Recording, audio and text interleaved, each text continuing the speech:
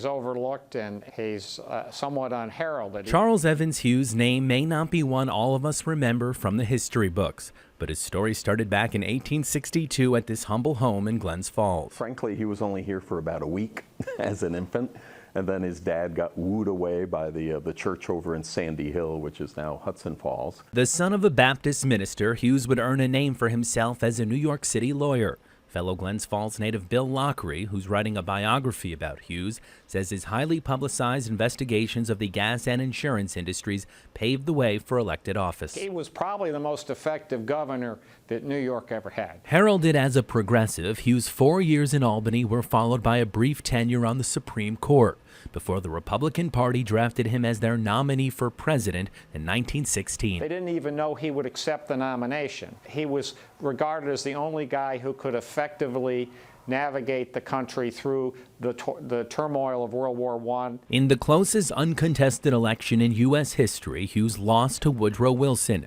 who spent much of his presidency incapacitated by a stroke.